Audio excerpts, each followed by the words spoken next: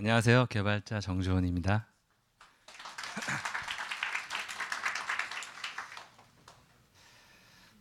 저는 현재 그 10년의 직장 생활을 접고 회사를 나온 지는 또 5년 정도가 됐어요. 그리고 현재 기업용 그 엔터프라이즈 프레임워크 EXTJS 전문가 광모 씨랑 네이티브 전문가 강모 씨, 서양화를 전공한 디자이너 황 씨와 함께 이렇게 같이 생활을 하고 있습니다. 함께 생활하면서 서비스도 같이 만들고 각자의 개인 사업자를 갖고 일을 하고 있습니다. 2년 정도 코스랩 활동을 하면서 센차 EXTJS를 이용해서 자바스크립트 기반의 MySQL 클라이언트 툴 플란체를 개발했었고, 지금은 약간 깡을 발휘해서 기업들의 의뢰를 받아서 원격으로 리액트 네이티브 개발을 하며 자유로운 개발자 생활을 하고 있습니다. 최근 공짜로 시원한 음료 한 잔을 컨셉으로 주승사자라는 리워드 앱을 리액트 네이티브로 개발해서 광고 없이 600명 회원가입을 눈앞에 두고 있습니다.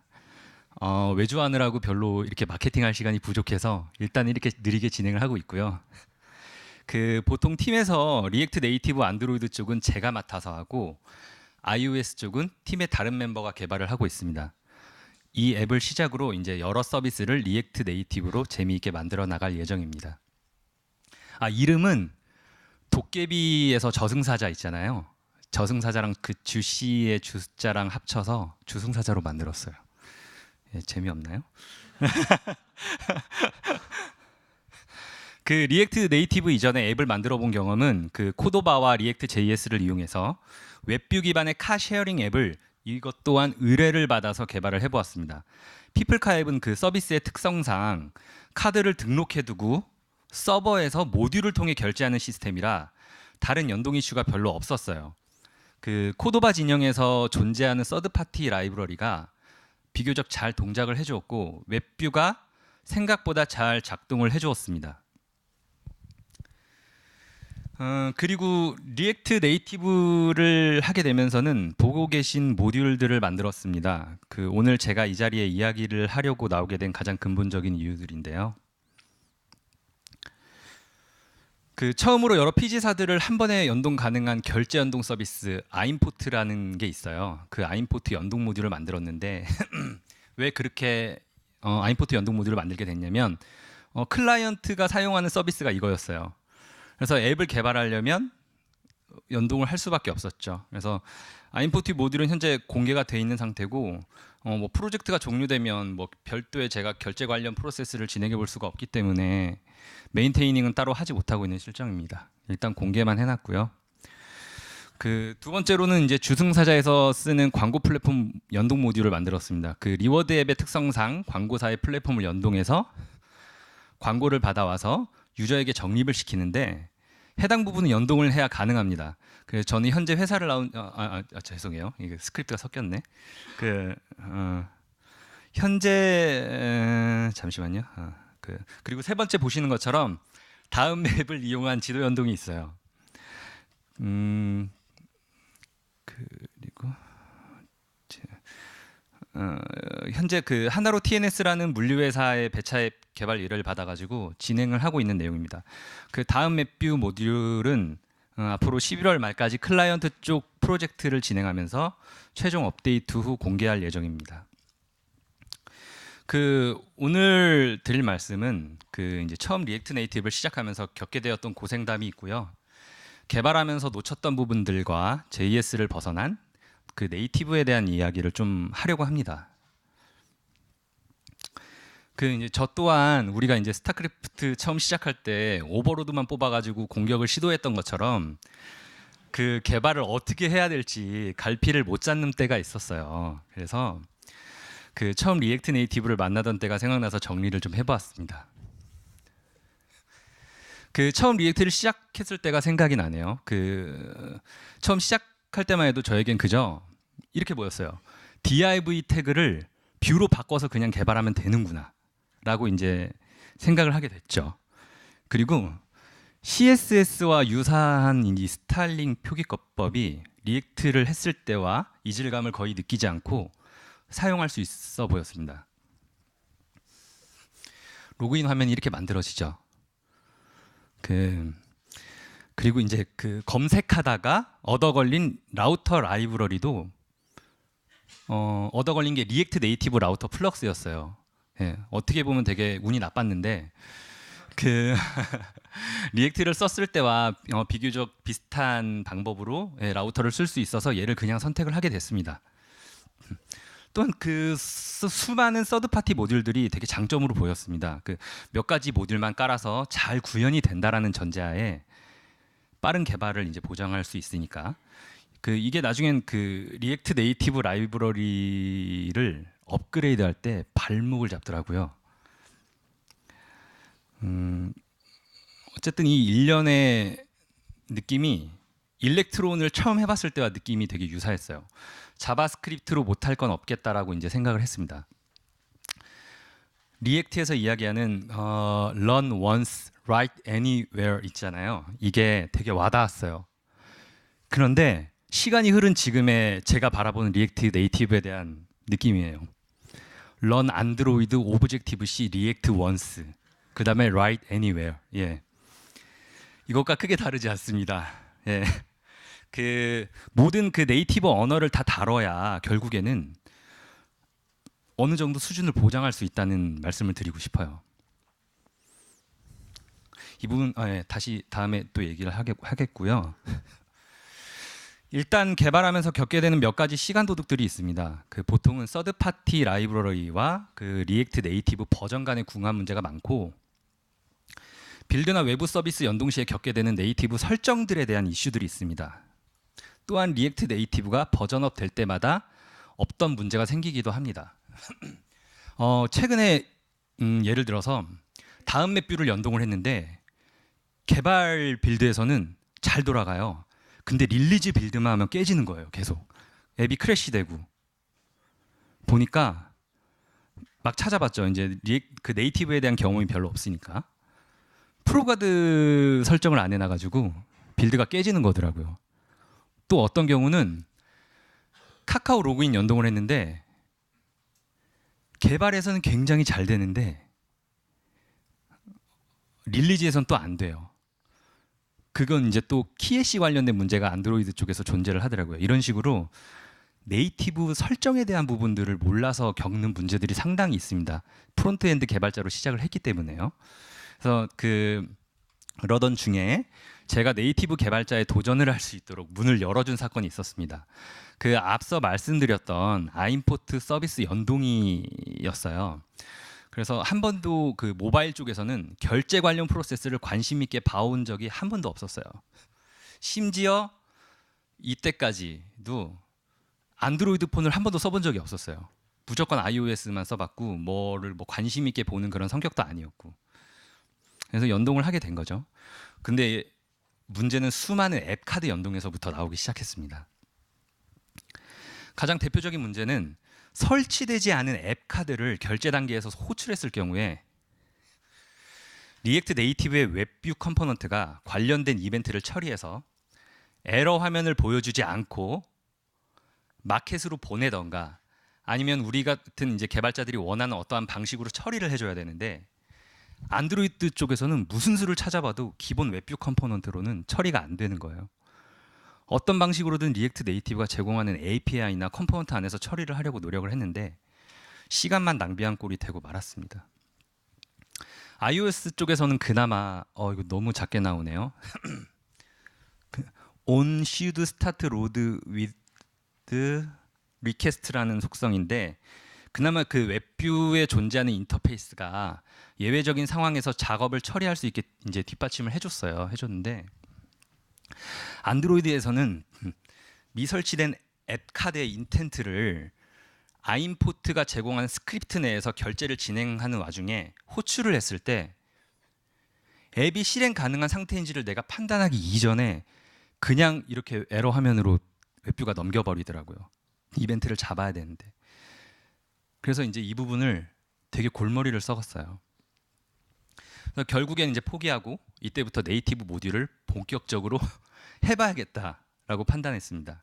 즉 경험상 그 리액트 네이티브 개발에서 가장 큰 시간 도둑이 네이티브에서 구현을 할지 그냥, 아니면 리액트 네이티브가 제공하는 API 또는 컴포넌트 내에서 최대한 해결을 해야 할지 결정을 하지 못할 때라고 생각이 들어요. 이도저도 안 되는 상황인 거죠. 그게 왜 그러냐면 네이티브를 한다는 것 자체가 너무나 부담스럽기 때문에 예, 최대한 어떻게든 뻐겨보려고 하다가 시간 도둑을 만나는 거죠. 그래서 일단은 여기 보시는 것처럼 리액트 네이티브 웹뷰 안드로이드라는 게 있더라고요. 이 모듈을 받아서 소스를 뜯어봤어요. 뜯어봤는데 생각보다 이거 할만한데라는 생각이 들더라고요. 이 소스는 웹뷰 컴포넌트를 다시 상속해가지고 뷰 매니저를 통해서 다시 네이티브 뷰를 JS 단에서 쓸 수 있도록 익스포트하는 방법을 참고하기에 충분했습니다.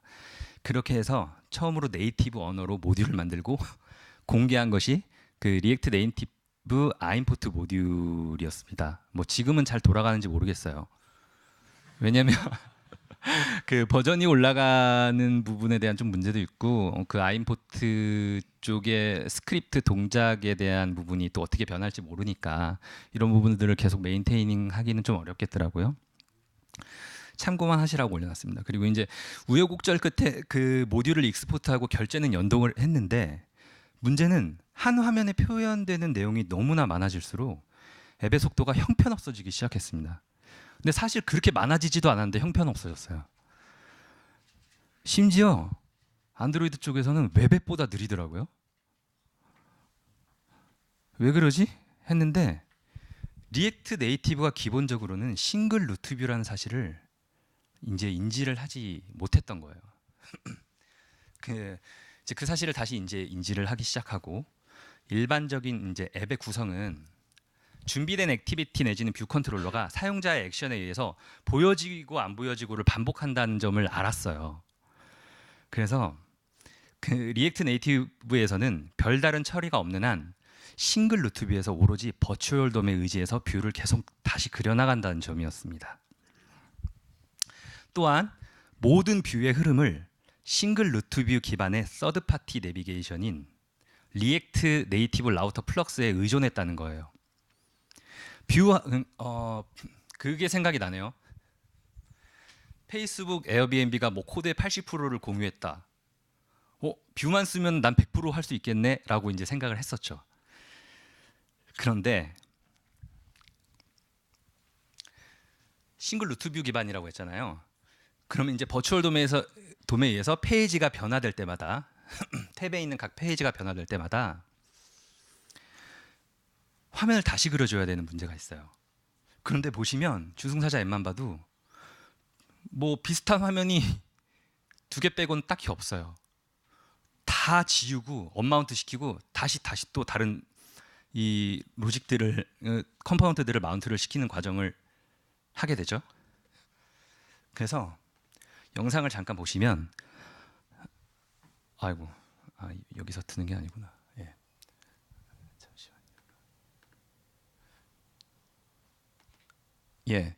네이티브 라우터 플럭스에만 의존했을 때 예. 일단 브릿지에 JS가 UI를 바꾸라고 명령을 내렸을 때 그걸 응답을 기다리기도 전에 페이지 변경이 계속 일어나잖아요. 아예 뭐 그릴 엄두조차 못 내는 거죠. 그런데 잠시만요.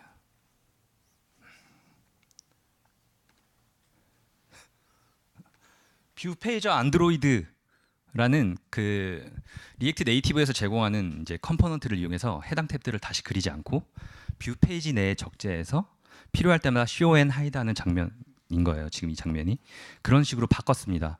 바꿨더니 이제 성능 이슈가 해결이 된 거죠.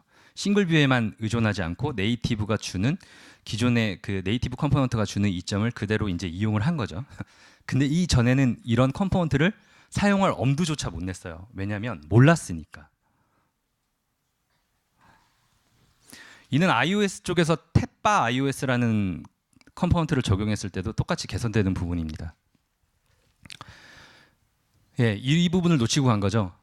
내비게이터 iOS라든지 탭바 iOS라든지 뷰페이지 안드로이드라든지 각 컴포넌트 이름에 어떤 전미사가 붙는 그 플랫폼의 전미사가 붙는 이 컴포넌트가 뭘 하는지 사실 궁금하지도 않았어요.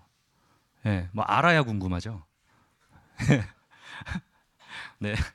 특히 그 탭바 iOS나 내비게이터 iOS 같은 컴포넌트들은 그 안을 들여다보면 제가 잘 못 맞췄네요. 그 폰트 사이즈가 좀 잘 안 보이실 텐데 죄송합니다. 그 탭바 iOS나 내비게이터 iOS 같은 컴포넌트들은 이제 그 안에 소스를 이렇게 들여다보면 뷰 컨트롤러를 등록된 뷰마다 생성한다는 걸 알 수 있어요. 네이티브 기능이 그 네이티브 본연의 기능을 충분히 활용해주는 컴포넌트라는 거죠. 그래서 가급적이면 싱글 뷰 기반의 그 라우터에만 의존할 게 아니라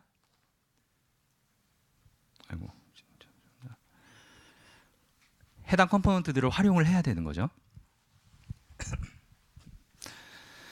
리액트 네이티브가 제공하는 그 뷰 페이저 안드로이드나 탭바 iOS 같은 컴포넌트에 의존하지 않고도 준비된 뷰를 매끄럽게 다시 보여주는 방법도 있긴 있어요. 익히 알고 있는 이런 방법 있잖아요. 어떤 조건에 따라 뷰를 보여지고 안 보여지고, 이거는 당연히 뷰가 마운트가 되거나 언마운트 되거나 하는 과정이 생기겠죠. 그런데 스크롤 뷰를 활용하면 이 부분을 좀 해결할 수 있어요. 이런 식으로 스크롤 뷰가 내용이 내부에서는 쫙 펼쳐지는데 보이는 부분에 따라서만 그 스크롤 뷰가 갖고 있는 그 스크롤 투 메소드를 가지고 이동을 시켜주는 거죠. 근데 이거를 직접 구현하실 필요는 없죠. 이미 그 깃허브에 나와 있는 소스들이 이런 식으로 구현이 돼 있더라고요. 머리가 되게 좋았다고 생각이 들었습니다. 이걸 보고서. 그래서 포크하셔서 응용하셔도 되고 그대로 쓰셔도 상관없습니다. 그 JS 단에서 구현이 돼 있기 때문에 보시면 도움이 되게 많이 될 거라고 생각이 들어요. 그리고 처음에 슈드 컴포넌트 업데이트를 많이 놓치고 간 것도 사실입니다. 뭐 이 부분에 대해서는 다들 잘 아실 테니, 네, 뭐 변화를 사전에 체크해서 다시 렌더링하지 않도록 한다. 뭐 이런 데 의의가 있는 거잖아요. 당연히 자바스크립트로 개발을 하기 때문에 모든 로직을 자바스크립트 쪽에 다 때려박았습니다. 그러나 그 리액트는 스테이트 프랍스를 통해 렌더에 대한 동작이 일어나면 관련된 정보를 시리얼라이징해서 브릿지를 통해서 메인 UI 스레드에 보내죠. 그런데 JS 쪽의 로직으로부터 명령을 받아 수행해야 될 네이티브 UI가 앞단의 무거운 로직으로 인해서 일을 못하고 놀게 되는 일이 발생할 수가 있습니다. 그래서 웬만해서는 다시 렌더링 시키지 않거나 최소한의 일만 시켜야 되는 거죠. 관련해서 리액트 네이티브를 시작하시면 해당 매뉴얼에 대해서 꼭 읽어보시기를 권합니다. 제가 이 부분을 되게 늦게 알았어요. 근데 확실히 매뉴얼에 다 나와 있더라고요. 해당 매뉴얼은 스테이트나 프랍스의 상태 변경에 의존해서 컴포넌트 리렌더를 하는 게 아니라 그런 부분을 거치지 않고 네이티브 모듈이나 뷰에 핸들을 얻어서 직접적으로 로직을 수행하는 방법을 제공합니다. 그리고 컴포넌트 노드가 가지고 있는 set native props, 이게 지금 다 대문자로 나오는데, 네, 뭐 대충 이런 메소드가 있어요. 원래는 카멜로 나와야 되는데 그 set native props를 통해 렌더 없이 네이티브 뷰 컴포넌트와 직접 커뮤니케이션을 할 수 있는 방법을 매뉴얼에서 보실 수가 있어요. 이 그 어떤 스테이트나 프랍스의 그 리렌더에 의존하지 않고 직접적으로 이렇게 프랍스를, 그러니까 내가 만든 커스텀 속성이나 아니면 리액트 네이티브에서 기본적으로 제공하는 기본 속성을 컨트롤 변경해 줄 수 있죠. 네. 네이티브 코드 쪽에서는 이런 식으로 됩니다. 자바 쪽에서는 리액트 프랍이라는 어노테이션을 통해서 JS 쪽에서 핸들링할 그 프로퍼티를 뽑아내고요. 오브젝티브 C에서는 매크로를 통해서 핸들링할 프로퍼티를 뽑아냅니다. 그러면 저렇게 프로퍼티를 뽑아냈을 때 그 프랍스에 대한 변경을 명령을 JS 쪽에서 하면 마법처럼 이 set title이라는 메소드가 호출이 돼요. 그리고 그 네이티브 쪽에서 모듈을 이제 만들게 되면 무거운 로직을 네이티브 단으로 빼서 JS 스레드 쪽에 병목을 좀 줄여줄 수가 있습니다. 그래서 헤비한 로직 같은 경우는 JS 쪽에서 다 맡기는 게 아니라 JS는 일단은 뷰를 그리는데 좀 집중을 시켜주고, 그러니까 UI 스레드에다가 변경될 뷰의 사항들을 전달하는데 이제 집중을 시켜주고, 실제 어떤 무거운 로직이 있다면 그 네이티브 쪽에서 해당 부분을 처리해 줄 수가 있어요. 그 JS가 아무리 빠르더라도 네이티브의 코드보다 빠를 수는 없으니까요. 자바 쪽에선 그 네이티브 모듈의 커맨드 디스패처를 이용하면 그 외부로 프로퍼티를 연결하지 않고도 자바스크립트 쪽에서 직접적으로 내부 뷰 메소드를 수행할 수 있는 방법이 있습니다. 네, 이런 식이죠. 그 자바 같은 경우는 이제 UI 쪽에 어떤 프로퍼티를 밖에서 꺼내 쓰고 싶다라고 할 때 get 커맨드 맵이나 receive 커맨드라는 인터페이스를 구현을 해주면 JS 쪽에서 예, 방금 보신 것처럼 쓰실 수 있어요.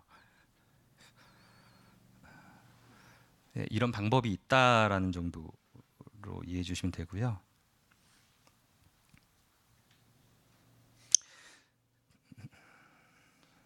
네, 그 오늘 말씀드리고 싶은 내용인데 이렇게 몇 가지 프로젝트를 이제 진행을 하다 보니까 자바스크립트로 네이티브 앱을 만들 수 있다는 장점 외에 리액트 네이티브가 네이티브 단에서 일관된 로직을 유지할 수 있도록 도와주는 인터페이스의 존재가 좀 약간 만족스럽게 느껴졌어요. 또한 그 네이티브 언어를 직접 다루게 되면 리액트 네이티브에서 아직은 제공하지 않는 기능들에 대해서 직접 대응을 해줄 수가 있습니다. 예를 들어서 주승사자를 개발하면서 퍼포먼스를 위해서 탭바 iOS 컴포넌트를 썼는데 애플이 자신들의 UI 가이드라인에 따라서 네이티브 단에서 높이 변경을 허용하지 않는다라는 사실을 알았어요. 그래서 디자이너가 준 커스텀 탭바를 올리려면 기존의 네이티브 탭바를 숨겨야 되는 상황인 거죠. 그런데 숨기는 속성은 아직 있지 않았습니다. 그렇다고 해당 부분이 리액트 네이티브 버전 앱에서 준비되기까지 기다리는 것도 어려운 부분일 수 있죠. 그래서 결국 네이티브로 언어로 오브젝티브 C의 카테고리라는 거를 활용해서 간단하게 처리할 수 있었습니다. 카테고리가 뭐냐면 이미 존재하는 클래스에 어떤 그 변경을 일으키고 싶을 때 쓰는 것이더라고요. 예, 그래서 그런 식으로 처리를 했고요. 그 아까 말씀드린 것처럼 네이티브 모듈을 개발할 때 저희 팀에선 보통 이제 한 명은 안드로이드, 한 명은 iOS를 맡아서 하게 되는데 아까 보신 것처럼 어떤 프로퍼티를 익스포트하는 인터페이스가 일관적이기 때문에 그 인터페이스를 따라서 개발을 하면 두 플랫폼에서 상당히 유사한 방식의 코딩 패턴을 뽑아낼 수가 있습니다. 그래서 각자가 개발한 모듈을 보는데 이해하는데 크게 문제가 없어요. 그리고 기본적으로 이거는 리액트 네이티브가 제공하는 그 인터페이스가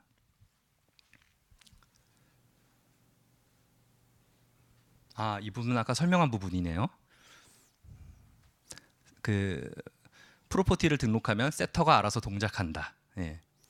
일관된 모듈 패턴을 보여준다는 거고 이런 식으로 이제 해보면 리액트 네이티브 코어를 보면 거의 모든 뷰나 컴포넌트 모듈들이 이런 식으로 돼 있다라는 걸 알 수가 있어요.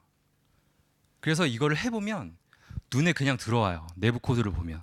그리고 내가 프로퍼티를 필요한 게 있을 때 뭔가 수정을 해야겠다 할 때 어렵지 않게 하실 수 있습니다. 그리고 네이티브를 함께 하면 그 문제를 해결할 수 있는 선택의 폭이 넓어진다는 겁니다. 아까 말씀드린 것처럼 가장 큰 시간 도둑은 그 네이티브에서 구현할지 아니면 리액트 네이티브가 제공하는 API 또는 컴포넌트 내에서 해결해야 할지 결정을 하지 못할 때 발생을 하죠. 결정을 하지 못하는 이유는 네이티브 구현에 따른 그 부담이 따른다는 것도 이제 아까 말씀을 드렸고, 그래서 당장 네이티브 뷰와 모듈 익스포트를 시작해 보시길 권할게요. 어차피 네이티브 코드를 짜야 되는데 왜 굳이 리액트 네이티브를 해야 하는가라는 생각이 든다면, 지금 보시는 것처럼 우리가 80%의 장점을 포기할 수는 없죠. 확실히 뷰를 찍어낼 때 엄청나게 빠른 속도가 보장이 되죠. 생산성이. 그리고 사실 그 존재하는 네이티브 코드는 전체 프로젝트에서 얼마 안 되는 양이기 때문에 그 인터페이스를 따라서 개발해 놓으면 잘 변하지 않는 이제 로직이었던 것 같습니다.